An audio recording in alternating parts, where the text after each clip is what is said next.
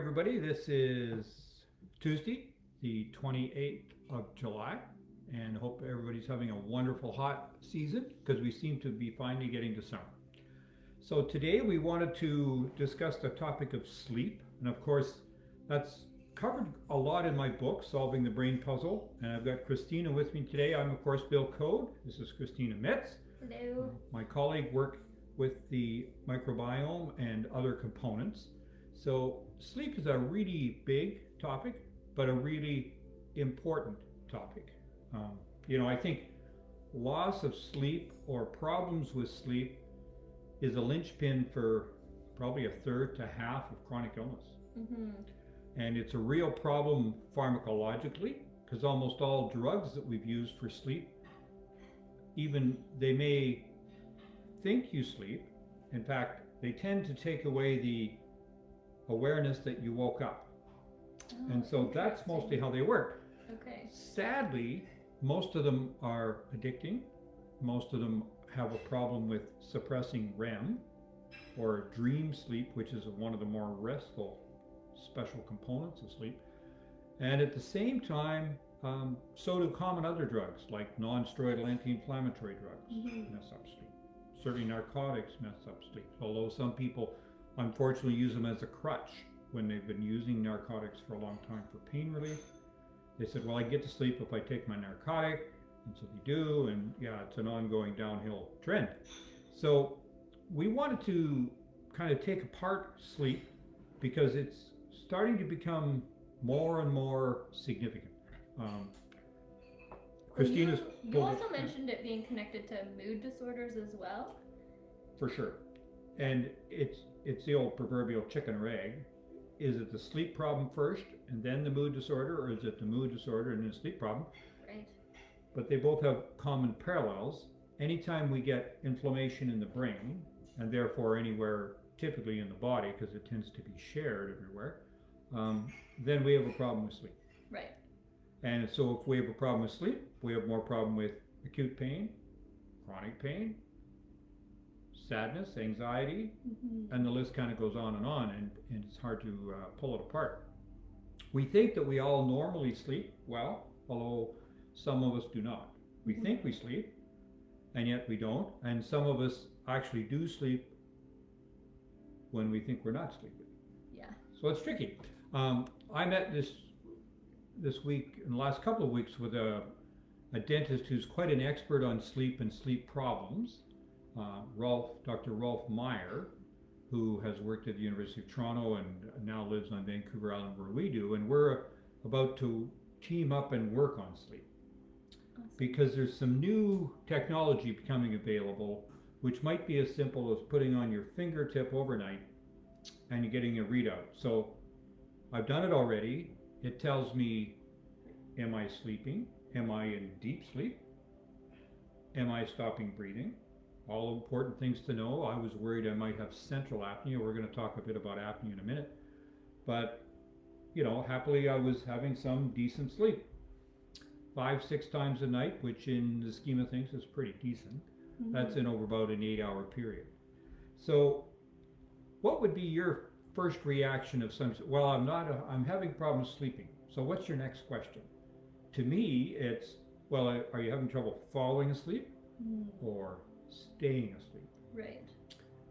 What other questions would you have for someone who thinks they're not sleeping? I would want to know what other types of emotions are they experiencing, because depending on the emotion they're experiencing, I might be able to say, well, maybe you're lacking certain amino acids and we could try that route. For sure, because you can dietary changes enhance sleep or you can aggravate. I'd also want to know about their sleep routines, and I'd want to know about their eating routines as well, so that I can extrapolate information about the circadian rhythm. And that's an exquisitely important point, routine. So let's kind of go through maybe an ideal routine, and then you can decide if people are varying from it and what other impact we could make. So if I had to suggest an ideal routine for somebody that's concerned about their sleep, then I would ask them, try to do it the same time every night, Ideally around 10 o'clock. It's particularly important, especially in men, to do 10 till midnight, but also somewhat helpful in women, because that early sleep, there used to be an old story that it was worth twice as much as later. And some part of that is true, because in that 10 in the evening till midnight, we tend to produce more dopamine. And dopamine is one of our feel-good hormones. And then, of course, the other one everybody has heard about with sleep is melatonin. And melatonin has some close cousins to serotonin, one of the other feel-good hormones. Melatonin starts in the early stages of sleep and increases all through the night till maybe 4 or 5 in the morning. Except if you have light, it shuts off the melatonin production making. So in the ideal person, we're talking about sleep. So an hour or two before they go to bed, they get off their screens, or if they have to be on their screens, they're doing what do we call the yellow gold version, so the route of blue light. Blue light is in the dawn wake up light, and it wakes us up. So it's the last thing you need, whether it's from your television or your computer or your smartphone, whatever the source is, you don't want it the last couple of hours before sleep. And so it may even get to, you'll have to put on some blue blocker glasses. If you've got partners or roommates that just won't adapt, because not everybody has the same sleep problem, do they? Often our partner or roommate, they're impervious. They sleep awesome. But that doesn't mean it works for you, because it may not. My partner and I, she's always blessed with wonderful sleep.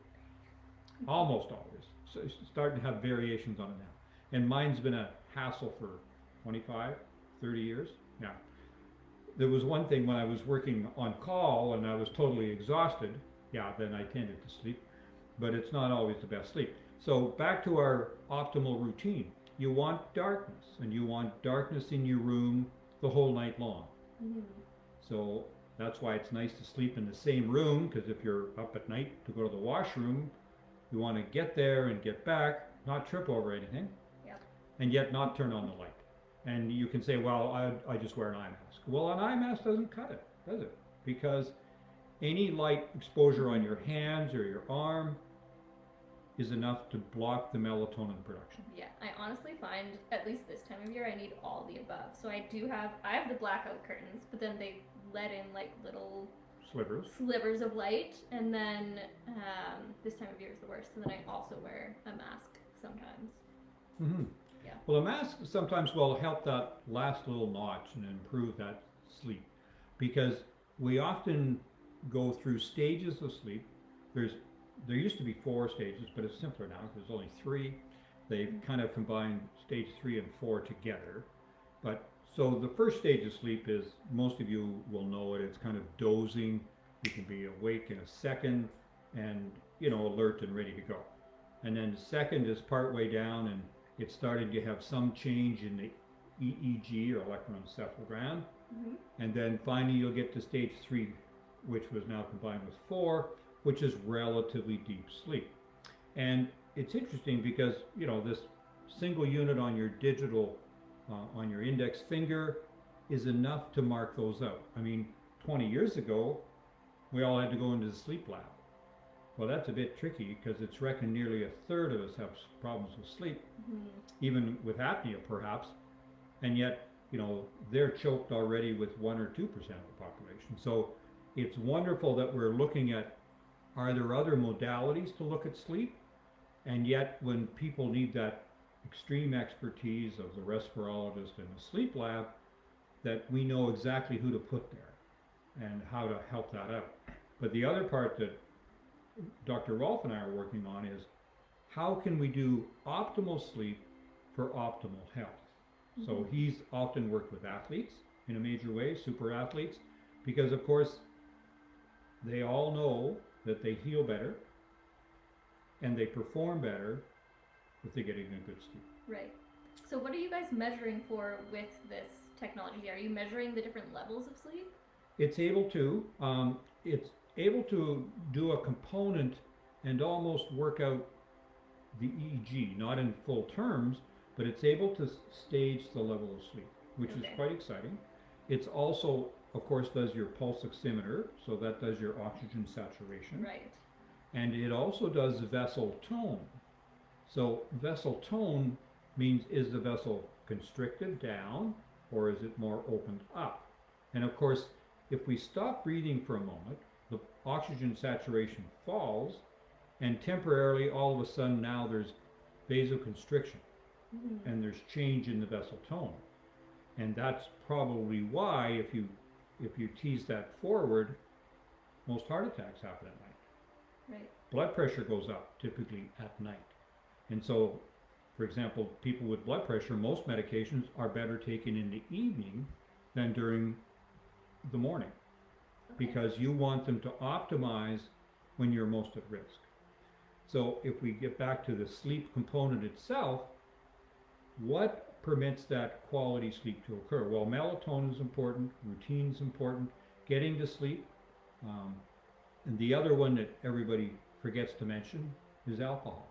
Mm-hmm. Now, you're relatively younger, and so I noticed by the time I was about 40, 45, if I had 2 drinks in the evening, I might get to sleep fine, but by 2 or 3 I'm awake and I can't get back to sleep. Mm-hmm. And that's a real bugbear for many, many people. And so you end up saying, well, I'm going to drink less because I want to sleep better and more. And so that initial tempting, oh, you're off to sleep because you had some booze, yeah, doesn't cut it in your benefit long term. Right. Well, that's occurred because you've thrown off your blood sugar balance. Well, it is. And yeah, and you make a good point, because it upsets that. And we know if you get good sleep, you've got better blood sugar control. Mm-hmm. You have less diabetes type 2, and you have less trouble with obesity. I mean, they're all terribly tied together. Right, because what melatonin does is melatonin suppresses insulin. So if you drink or eat later in the day and then your melatonin rises, then you don't have the insulin to take care of it. That's right, and it doesn't work, and your insulin resistance peaks up, and so you get the highs and the lows much worse. So in patterns of sleep, first of all, we give them the question, haven't we? Are you falling asleep okay? Are you staying asleep okay? And usually there's some variation of that. Some it's one or the other or both. And then, the ones getting a little more at issue and challenged with themselves, they're getting drowsy during the day. Mm-hmm.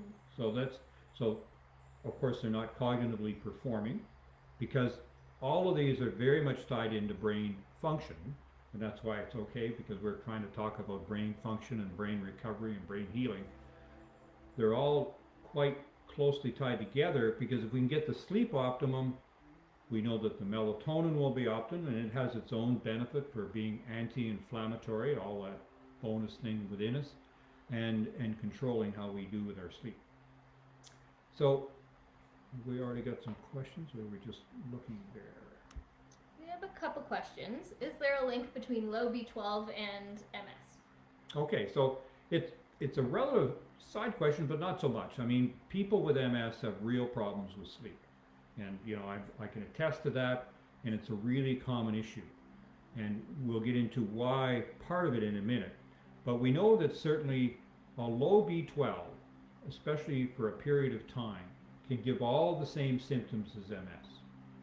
In fact, if they persist long enough from a low vitamin B12, you can even have nerve cell injury, which can very much mimic MS, and it's not always reversible. So I'm always very vigilant when I see an MS client or talk to them. They should have their B12 measured. They should have their homocysteine measured, because homocysteine is controlled by B6, B12, and folate, all three. And each of those are really important for blood vessel health, and blood vessel health is really important in MS. So they are very linked in that fashion, and they're also linked in the sleep pattern fashion, because those of us that have a slight variation in how we methylate, so we may need more B6, B12, and folate.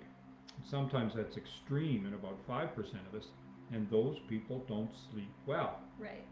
But if they get folate at bedtime, and they've also had some B6 and 12 during the day, usually their sleep dramatically improves. And all of a sudden now their anxiety comes down. Mm-hmm. And all of those feelings of unwellness, intolerance to stress, all are somewhat resolved by mixing the group together. Mm-hmm. On first waking in the morning, what would you consider to be too low of a blood oxygen level as measured by a pulse oximeter? Well, a pulse oximeter reading in the morning, I would like to have it 95 and above, personally. And if it isn't, because we know if you measure it when you're laying flat, it's usually 2 to 4 points lower than when you're sitting up. And that's because when we're sitting up, our stomach contents are down low, the low diaphragm's nice and low, and we can take a big breath in, same as we can when we're standing. And that gives an oxygen with blood perfusion ratio within the lungs from the heart of optimal, the best we can be for our individual self. However, if we're laying flat, that doesn't work.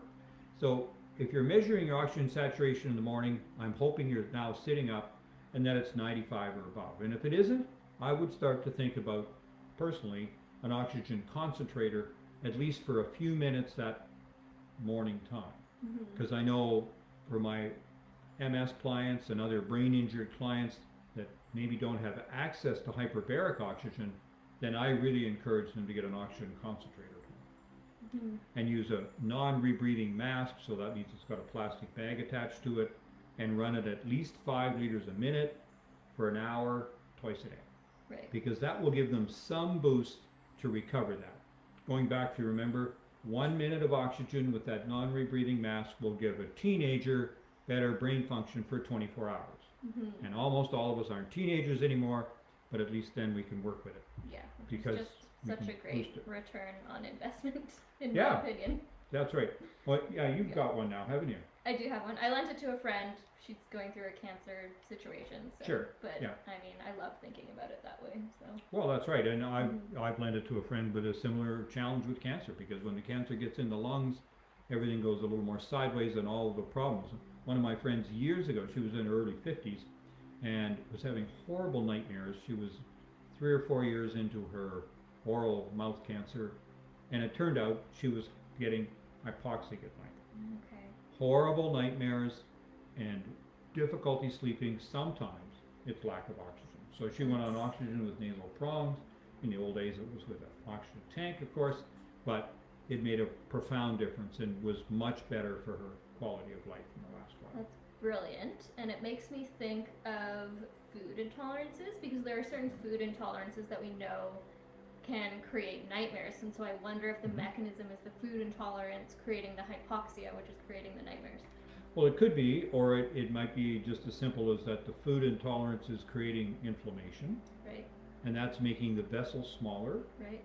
The vessels are a little smaller, then now they carry less blood, carries less oxygen, and now you may peak your problems. And if one's, in awesome shape all around, then all these little differences won't matter. But if you're kind of in the borderline phase because of changes in lung function, changes in health, maybe anemia, all of these become a big factor and can trip you into being unwell when you might have been relatively okay otherwise. Right.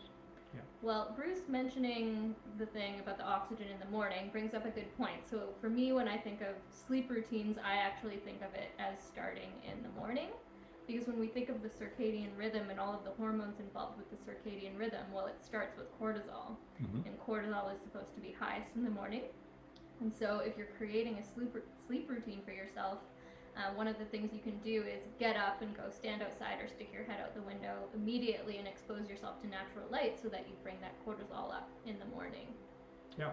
And if you're going to go to that trouble, step outside, step on the grass, step on the beach, step on the sand, and ground yourself too. Because grounding is a very big deal. In fact, people have noted, gee, I went tent camping now last weekend, and it was kind of noisy, but I had the best sleeps I've had all in 6 months, 12 months. Because we know part of that is, remember, we're electromagnetic beings. You're sleeping on the tent floor, and now you're effectively sleeping on the ground. And so you get a half Gauss, G-A-U-S-S. So that's the electromagnetic pull of the earth, and half a Gauss is the normal phenomenon. And a lot of that's blocked. If we live on a concrete foundation or maybe many floors in a concrete building, then we don't have that same relative grounding with the earth, and we don't have the grounding otherwise. And it's also, you know, we've talked about it in our electromagnetic talk, but it fits into the same thing, because remember, we're back to our optimal sleep routine for Mrs. or Mr. Brown, whatever. Yep. Then ideally they would be really minimizing their contact with electromagnetic energy at night. Okay, so they're going to reduce the blue light for the last hour or two before then. They're not going to have any electrical things plugged in within about a 2-meter radius of the bed, and that will really minimize the activity to you. They've already taken away their hands-free phones. They've put their cell phone on airplane mode, and all of these take away messages to the brain, because every time that hands-free phone sends out a message to its satellite somewhere, every second or two, your brain collects that message and doesn't know to ignore it. Now, when we've evolved another few hundred years, I'm sure we can ignore it. But right now, we can't, because we've only had it a few years. And some of us, especially if you're brain injured, you're exquisitely susceptible to that extra message. And so why do we want to aim so hard for optimal sleep? So now we'll start to talk about some of the issues. When you get into that nice deep sleep, that's when the brain can do its washing or flushing. I never thought I'd talk about brainwashing quite the same way we used to back in the days of the Cold War. But a brainwashing means that the brain is in a deep stage of sleep, and that's when it squeezes itself like a sponge, and that takes away all the components that were metabolized during the day, because we always have byproducts of not combustion per se, but metabolism, and they get moved out into the cerebrospinal fluid and they leave the body. The G-lymphatic or glymphatic system, which is pretty well described in the last decade or less, and really makes a difference to how you can clean up. And the more injury you have to the brain, the more that it's working at healing, the more important that is. And now we know we can even clear up beta amyloid with that squeezing of the sponge.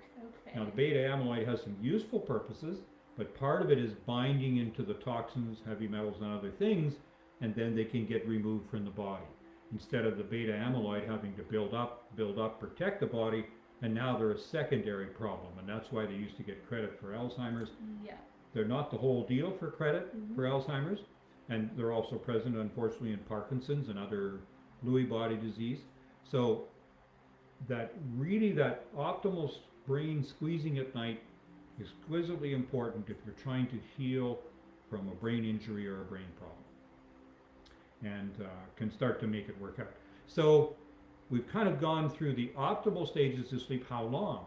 So I don't know what's a good length of night for you? Definitely 8 hours. Yeah. Yeah, I used to think I was 7, but now I'm easily 8. There is an old story that, you know, you need less sleep as you get older. I think you just put up with it better so much, and maybe if you're retired, you don't have all this responsibility during the day weighing on you, and so you don't have to be at peak performance. Right. I like Edward Teller's statement, if you're just going to read the newspaper and watch TV, you don't need much brain performance. Exactly. But if you're going to use it because you're actively excited about what you're doing, whether that's in healthcare or saving the world environmentally, then you want to have optimal function. Okay, well, I want to know how much you need of each of the levels of Sleep? Yeah. Well, to get into deep sleep, you usually need about an hour and a bit, and you may be only at that deep stage for 20-30 minutes. Okay. But that is enough. And so when we did mine last week with one of these units that measure it at home, I had 6 different periods of sleep, of relatively deep sleep. I had 4, and then I had a space. I'm sure I was up to the washroom because I'm up to the washroom a lot, but one of those times I didn't get back to sleep right away. Okay. And you could kind of see it on the sheet, and then I got 2 more later. So those were kind of from 4 o'clock on, and I got up about 6:30. So that all worked out reasonably well in 8.5 hours. So I felt better with that because one of the problems if you get awake at night and aren't having these things optimal, headaches. And nighttime headaches are a real nuisance, and we talked a bit about circulation last week. And nighttime headaches are a marker for me for relative venous blockage from the brain or other things going on that trigger those headaches, because now the oxygen is relatively lower because we're laying flat on all those pieces, and the drainage is relatively less because the blockage is in the jugular vein, and that's exquisitely a problem when we're flat. Okay. Unless we are sleep sitting up or standing up. So I think we've talked a bit about kind of optimal sleep and getting through sleep. Let's talk about some of the problems of sleep. So what decades do we tend to, do you think, get our snoring as a crisis? Okay, well, it depends on what sorts of things you do. So, for example, I mean, I want to say the older you are, the more you snore, but then I think of people my age, and there's people I know who, if they drink before they go to bed, drink alcohol, they're going to be snoring. Yeah, well, it's a big factor in snoring. And so there's a good clue in that, you're right. Because if you snore more, you're probably obstructing more. So to take it back in the normal period without drugs, the first decade of life, and that's usually adenoids, things falling back in the throat, and all of a sudden they're obstructing in the night and they're snoring. Because, I mean, in my 20 plus years in anesthesiology, snoring means partial obstruction. Right. Literally. So you've got less room for the air to flow through. And if it gets too small, it can't flow through ideally in a smooth pattern, and it becomes chaotic flow. And it doesn't get through well, and then all of a sudden you're having a problem. So the snoring individual, but it's a marker. And in a perfect world, you can ask people all day long, do you snore? And they always say, well, no, I don't. I never hear myself snore. And of course, they don't. You have to ask their partner. You have to ask their partner. Yeah. Or if they're really wise, they tape themselves. But most people don't do that. Because it's pretty boring to listen to a tape and say, well, how many times did I snore last night? So I was relieved to find I virtually didn't snore, even though I'd spent part of the night on my back, and I didn't think I spent any on my back. I think I thought I always slept on A side or B side. But snoring is the first marker. And if snoring isn't present, that's a good sign. If it is, then you need to start to think. And if the partner can tell us, and that's why the partner is really valuable to have there when you're doing that interview, you ask the partner, does he or she stop breathing? And do they, and then all of a sudden take a breath. And so it was always felt that CO2 was driving it, but one of the big factors in driving that is actually lack of oxygen. So lack of oxygen. The CO2 is a reminder for the next breath. And that's why if you hold your breath, it's the CO2 drives it crazy first. It makes you want to breathe out or breathe in and change things. So CO2 is in the pattern, but the big one is hypoxia. So now we're talking about apnea, or lack of breathing. Apnea means zero breath. So it means several seconds, and then all of a sudden you get a big gasp and you breathe again. And so that's a very classic scenario, and that is virtually always, in that case, at least partly, obstructive sleep apnea. Because as we get into our 5th and 6th decade, we get the jowls in here, we get the belly fat, and all of a sudden there's more fat everywhere, including the tongue. And the fat in the tongue, it's one of the last places to get rid of fat when you're getting rid of fat. So that tends to fall back on the lower part of the throat, and that's what obstructs it. And that's why some of these devices, and Rolf that I mentioned earlier, he has a very efficient dental device, which often works well to pull the tongue forward. Okay. Yeah. And so if you can get a device like that, it's a little bit like the ones we use in anesthesia, where we stuck in an airway, or we put it in through the nose, an airway, because that bypasses that relative blockage site, which is the back of the tongue on the throat. And so that's one approach. And then the time-honored approach now that the respiratory physiologists like to use, of course, is CPAP. And it used to be a whole mask on the face, so people had to give up their beards, of course, and a whole mask on the face. And now it's often right on the nose itself. So that's smaller, it's easier to tolerate, but you've got to somehow coach yourself not to mouth breathe. And many of us are mouth breathers, you know, I get that. So I'm kind of grateful I don't have to reach for that part. But people do adapt for it, and then that provides so-called CPAP, which is continuous positive airway pressure. So we always use it in the intensive care, we use it at the end of breathing, we use it so we can get better and keep better expansion of the lungs.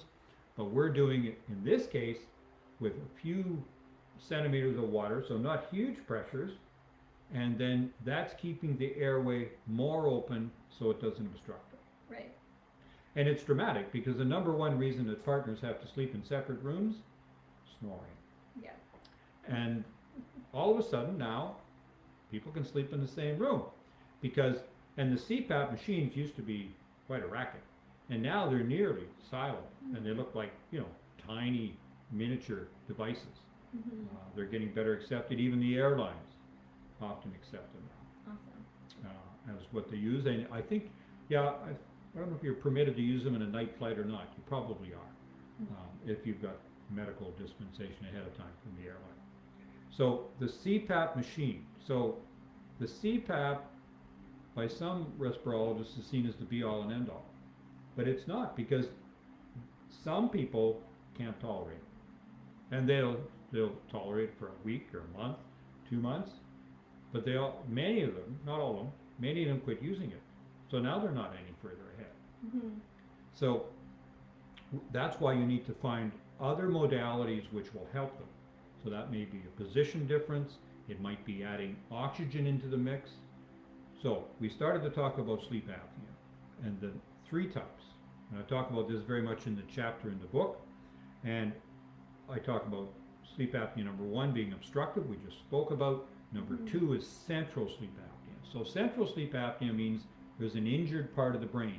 And that's why I was worried I had it, because of my MS injuring part of the brain, was the central region of the brain which controls breathing, slightly injured, and therefore has pauses when we don't breathe at night. And it's unrelated to obstruction. And then the 3rd type, of course, is a mixture of the 2. So the first type, obstructive, happens with something to keep the airway open, including CPAP, but not just CPAP. And the other, interestingly enough, responds best to a supplementation of oxygen. Okay. So even 2 to 3 liters a minute on nasal specs, or as a little side T-piece into your CPAP machine, will improve the oxygenation quite dramatically, and it might half or even further reduce your central sleep apnea, so you don't get more injury to the brain. Because you can see, if you're getting problems with hypoxia at night, then it's a downhill slide.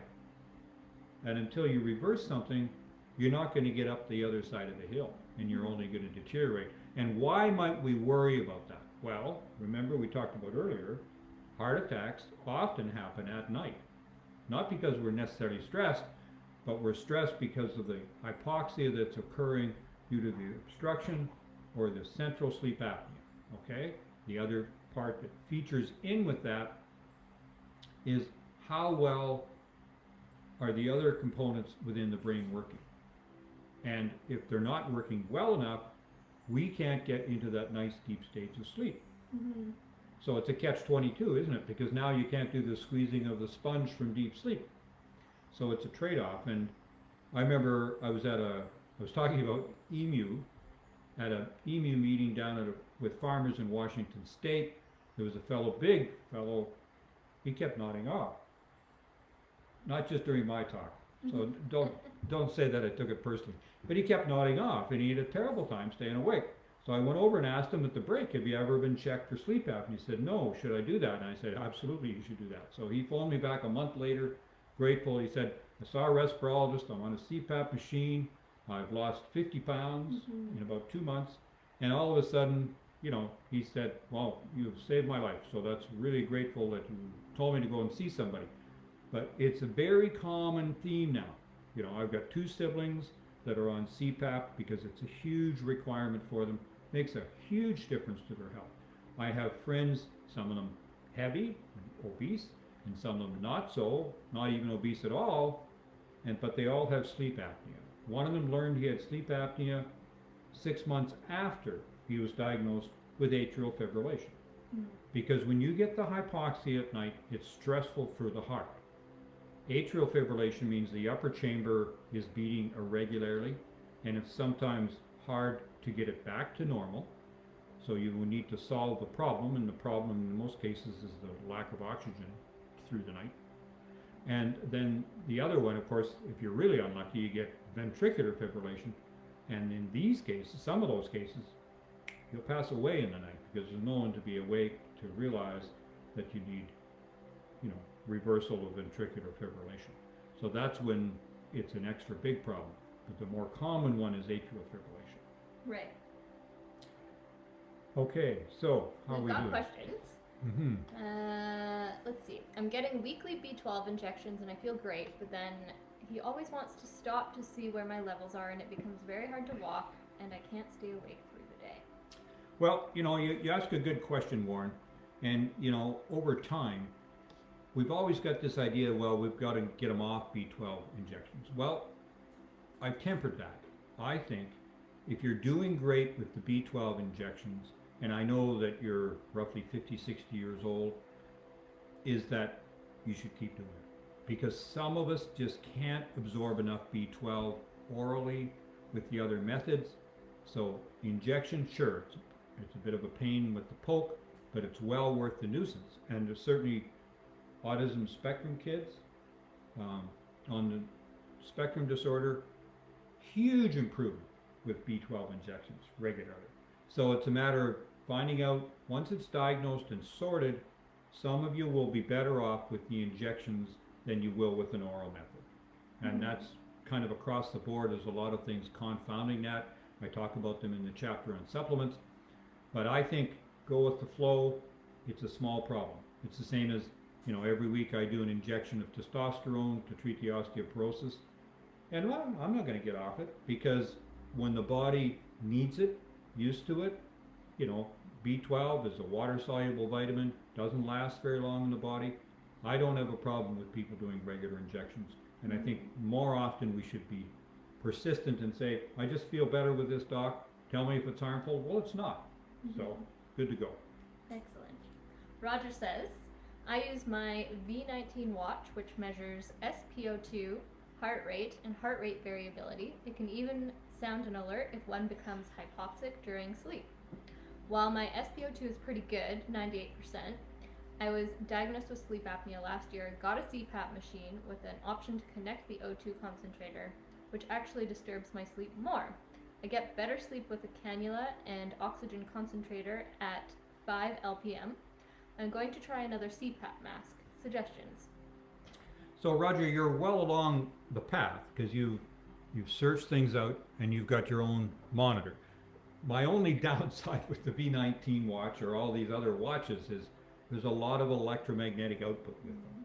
And so I'm not really excited with that, because it's hard to get into good optimal sleep.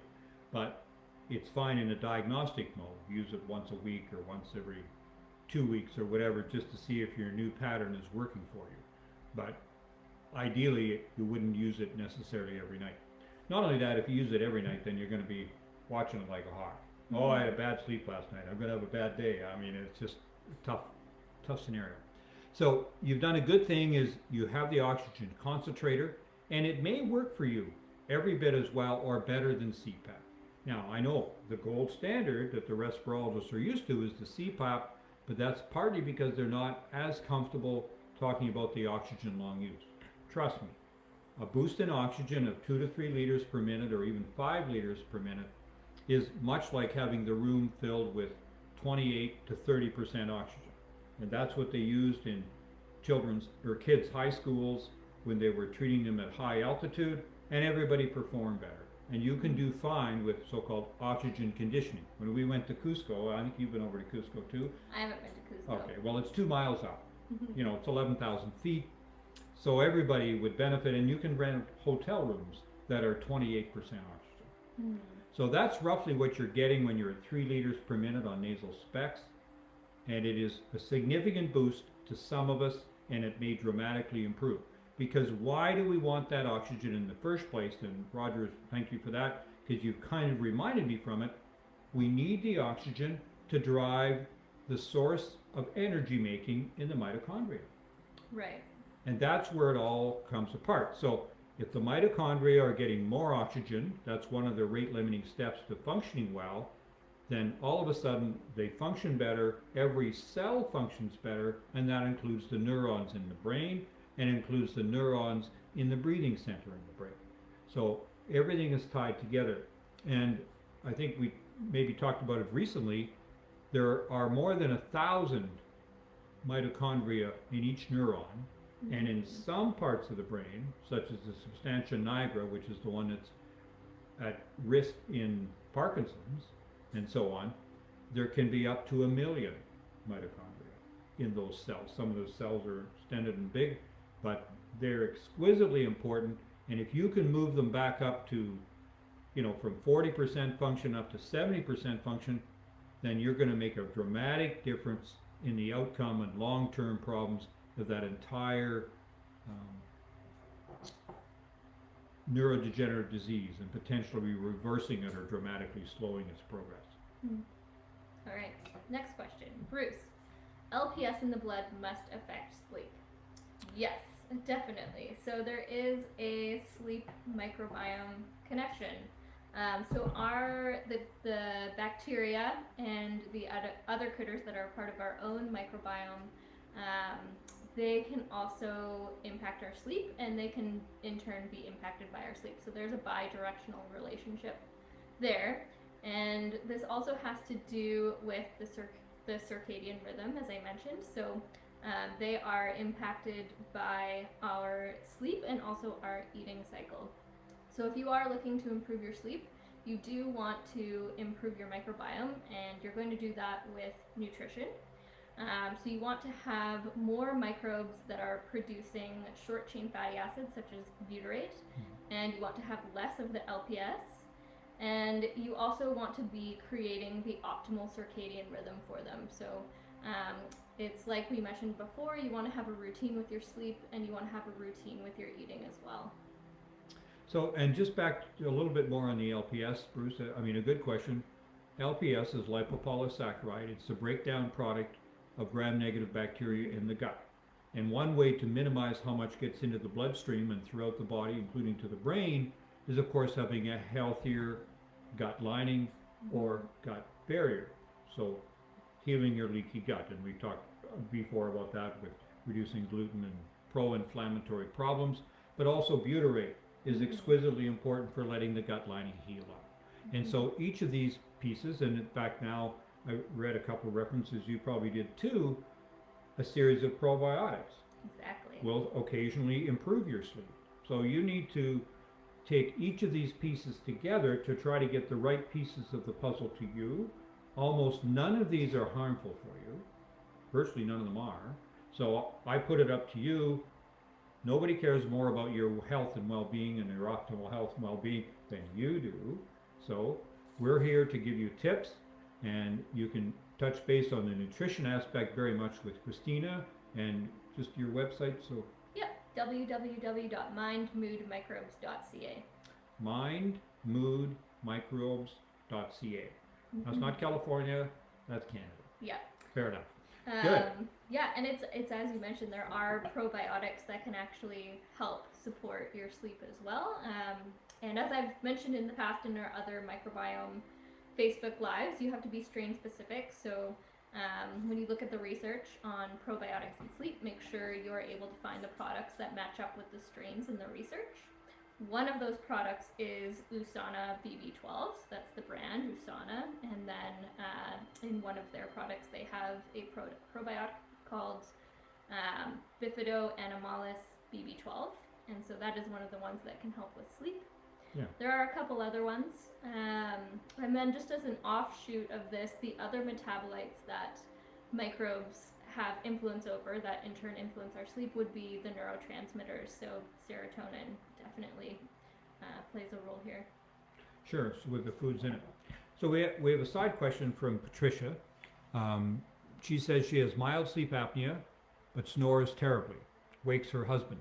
And remember, we said the most common reason people have to sleep in separate rooms is snoring, but was never given a CPAP. So you may have had the test and the assessment, so they may have noticed the snoring, but they didn't have any periods of apnea, which is their so-called gold standard. If you're obstructing so severely that you're stopping breathing completely, then they're in the CPAP. So CPAP is one route to follow, and you're able to purchase CPAP machines on your own. So that's one option. And the other option is to find a device which works for you. So I'll talk about those in the future, because one of our future meetings in probably 2 to 4 weeks, maybe 6 weeks, we'll be able to talk about that new device on the fingertip, but we'll also probably have Dr. Ralph Meyer here so we can talk about those actual features, and he can talk very much about the devices that he recommends and uses. Sometimes they're very simple, just going in between your teeth, and sometimes they're more dramatic. Sometimes they're a little bit more like almost a condom pulling the tongue forward, which of course keeps it off the back of the throat. And each of these features can make a huge difference to the snoring scenario. So I'm with you, Patricia, I hear you. It's really important to try and solve the snoring. Because we know physiologically, if we're sleeping with our partner, we get some improvement in our electromagnetic energy recovery in the night, some 4 to 8%. So I mean, that's worthwhile. You don't get it with your partner's down the hall. Right, that's really Quite the same. Important. To make it work that way. Because there's no question healthy relationships are a big factor for us. I think Okay. this one's not a question. Do we want to talk about some of the other pieces to poor sleep? Like, I can think of Sure. hormone imbalances. So for example, when I optimized my thyroid, I started sleeping so much better. Well, that's right, and thyroid is a metabolic thing, and low thyroid can make people super tired, but some people it messes up their sleep, and I think that's what you were experiencing. Messed up sleep isn't just hyperthyroid. Of course, hyperthyroid people, these are energizer bunnies 24/7, and they can't slow down, and that's too much thyroid. But too little thyroid can have an aggravating feature to impact on sleep, sometimes too much, but sometimes not feeling rested because you're not getting the optimal sleep. Also over to the point where it makes a difference as to how well you can recover during the day and function. And then let's tease into that from the metabolic side with exercise. Exercise is a great enhancement of sleep. And if I skip my exercise during the day, I'm going to have more troubles with sleep that night. Yeah, exactly. So at least that 20-minute interval, in my case with oxygen, but that is a profound feature, or my 10,000 steps, whichever way you're doing it for what you're able to do that day, you need to try and work it in. And for those who can't do the exercise portion, you're not out yet. You can now go on a vibration machine, because that will do a workout for you even if you can't do very much. Or you can go into an infrared sauna, because that centimeter near the surface is getting an increased blood flow. You're getting a workout sitting on your butt. How good is that? So everybody's got to have their own way, but there's no easy out. It really matters for what you do in the exercise pattern. The other one that you were kind enough not to mention, because you're a long ways from it yet, is the menopause period. I was literally going to say that. Yeah. Blankets on, blankets off, blankets on, because that's a tough deal, and sometimes for months or years, and it's aggravated if you have a sugar disturbance going on with it. So you might think it'd be all good in a year or two. Well, it's not for everybody, and it's extra aggravated if there's a sugar disturbance for the same reasons you talked about. And I think you and I are both pretty big fans of eating that last meal in the evening, and then no snacks at bedtime, no snacks during the night. Put a lock on the refrigerator, whatever you need to do, but try and go 13 hours fasting through the night. You're going to improve your sleep, you're going to improve your sugar control, and you may be fortunate to improve your weight and your brain function too. Yeah, well, for me, when I think of menopause, I think of it as putting extra stress on the adrenals. So anything you can do to reduce that adrenal stress when you're going through menopause is going to be helpful. Yeah. So we've had one other question, and it's a bit timely, of course. We've talked a bit about it before, but we keep getting more information about COVID. So the question is, does having MS make you more at risk for COVID? Well, in a partial degree, yes, of course it does, because you have a chronic illness, okay? Any chronic illness is going to have more problems. The other thing we know now with MS has a strong association with cardiovascular disease and cardiovascular illness. Not surprisingly, because I believe MS is a lack of oxygenation to critical pieces of the brain. And that is related to blood flow, problems with the vessels, inflammation in the vessels. Everyone agrees that MS is an excess amount of inflammation in a part of the brain and a leaky blood-brain barrier. And what is the blood-brain barrier? But simply the endothelium, the lining of the blood vessels. So anything that impacts that, and MS does that, is going to be a problem. So, having said that, yes, I have MS too for 25 plus years now, and it's of concern to me. But my suggestion is continue to keep your health optimal. And just like for your MS, keep your vitamin D in the upper third of normal. Not the lower third, not the low normal, but the upper third of normal. Vitamin D is profoundly helpful, and it's a huge factor in preventing severe troubles with COVID. The next one, vitamin C. Do at least 1 gram twice a day. Ongoing with your MS is probably a very useful idea to keep going well, and keep your zinc in good condition. So during this whole COVID time, most of you should be taking at least 15 milligrams of supplemental zinc a day, maybe even 30. It's easy to get too low in the zinc. The zinc going into the cells helps knock out the virus if it's inside the cells. Mm-hmm. And then all those said and done, the other thing I would prefer all MS clients do is to get on nattokinase, N-A-T-T-O-K-I-N-A-S-E, 100 milligrams. You can buy it in any health food store in Canada, United States, and most parts of the world. It's a derivative of fermented soy, right? Mm-hmm. And you can get it from organic fermented soy. I had an interesting question from a friend contact the other day. They had noticed that their thyroid levothyroxine that they were taking seemed to be changed by the 3 months that they'd been on the nattokinase. I'd suggested to minimize the problem with COVID. And if there is an interaction, it's extremely small. We know that soybean can have some goitrogenic type properties, a little bit like cabbage is thought of being as goitrogenic, meaning it interferes with iodine absorption and iodine use. I think that's an inconsequential problem in most of us. We need to think of something else, because I don't think it's a huge factor, that amount of nattokinase. What the nattokinase does is it's relatively anti-clotting in the blood. Most of us with a chronic illness, including MS, have excess clotting of the blood. Some people that's extreme, and they need to be on a blood thinner. This is so-called Hughes syndrome or antiphospholipid syndrome. But I would suggest most of you take that 100 milligrams twice a day. I've been on it for 4 months now, almost the whole time of COVID. I've been off it for a couple of weeks because I have surgery tomorrow, right, and my surgeon doesn't want to have any extra bleeding. No. I get that. So, fair enough. But when post-op, I'll be back on it, because I think it makes a real difference, probably just not for my MS, but maybe also for my headaches.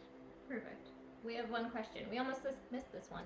Any suggestions on clearing the sinuses to help with breathing? Okay. So the sinuses are a big factor, because all of our best breathing goes through the nose, because it gets warmed, it gets humidified, and all these features.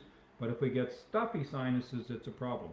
And I've got a couple contacts, and I've got to phone them back, because one of them has huge inner ear problems, middle ear problems, and the other one has huge sinus problems, and they're a couple married to each other, and they got to get off dairy, full stop. Yeah. I mean, I've had people sit across from me in the chair and in my discussion interview with them, and they've had 4 sinus surgeries, and they've got all these other problems. I took them off dairy 3 months later, and they've been better than they've been in a decade. Mm-hmm. There's something dramatically about the dairy molecule, and remember, it's a close cousin, the first part of it, to the gluten molecule, and that's why there's an 80% crossover, gluten sensitivity to dairy sensitivity. But it dramatically affects congestion in the sinuses and the upper airway. So it's not our friend at this time. There isn't an opera singer on the planet that will have a milkshake before they go on stage. Mm-hmm. They do citrus, you know, grapefruit, lemon juice, whatever, but dairy does not help. It dramatically aggravates the whole picture up here, and if there's nothing else to listen to, that's a big one. And the other one is if you're in the season year, here we're haying, baling hay, and all these other features, so people will get reaction to the pollens. So I'm a big fan now of quercetin, Mm-hmm. Quercetin, and that's a great one to be on regularly. Also, because there's some showing that quercetin, this is by Dr. Chrétien in Montreal, that quercetin is a great friend against the COVID problem, but it also has a very almost antihistamine-like effect on the body, and yet I'd rather take the quercetin regularly, a couple times a day, than do an antihistamine given a choice. Mm-hmm. Because antihistamines are drying to the secretions and they reduce the secretions moving along, and that's not always optimal. Right. Yeah. Whenever I hear sinus issues, I always want to investigate the histamine piece. So, do you have allergies? Do you have food sensitivities? And does it help to take natural things or use lifestyle pieces to reduce that histamine level naturally? I would also think of environmental things. So, is your home healthy? Is your home healthier and you're getting good flow? And so just before we leave COVID, get outside whenever you can, have as many gatherings of people outdoors because it's much less risk. And if you are in a house, keep the ventilation really good. And if you're more than a long time without that good ventilation, it's a problem. And I'll say it here first, it's time we had all these outdoor tents for schools, gathering, church, whatever, because it's a huge way to increase the flow, because it isn't one or two pieces of the virus that cause your problem, it's when you get several hundred, and that's when it's concentrated. Mm-hmm. And I'd much rather you did that than worried all night, day and night about masks or so on. So we're not going to go there. Yeah. Last question. Any suggestions to get my memory back? Well, I'm going to have a succinct answer because it's coming up to the hour. You've got to really get into solving the brain puzzle. My book, you can find it at drbillcode.com. You can listen to all these live Facebook lives that we've done. The mitochondria episode. Yeah. Yeah, that would be a good one. That'll be a great one to help get your memory back. And all of those pieces, I mean, it's got 26 chapters. We're up to about 12 now. We're just going to get into the nitty-gritty diagnostic and other treatment type chapters. But it's easy to get. You can get it in written, and now if you're in multi-languages, we've now got confirmation we have it in French, Spanish, German, and of course English, and as well as an audio book. So if you're unable to do a great job of reading or you're driving a lot, buy the audio book, please. drbillcode.com, drbillcode.com. So with that, we're going to open it up. I'm hoping we can have a session next week. I didn't. Well, I thought we were going to give you some time to recover and then come back after that. Well, let's tentatively look at it in 2 weeks. I think you're probably right. It'd be much better to recover really fast, and allow that to happen by not doing it. So thank you for that. I don't look after myself sometimes. We all tend to do that. We tend to focus on others. So we'll look at doing it in 2 weeks' time. It'll be the next chapter within the book, and we'll give you some notice ahead of time. Perfect. Okay. Thanks for watching, everyone. Thanks for coming, and please share this with your friends. And if they're not on Facebook, please send them to the website. Okay. Bye for now.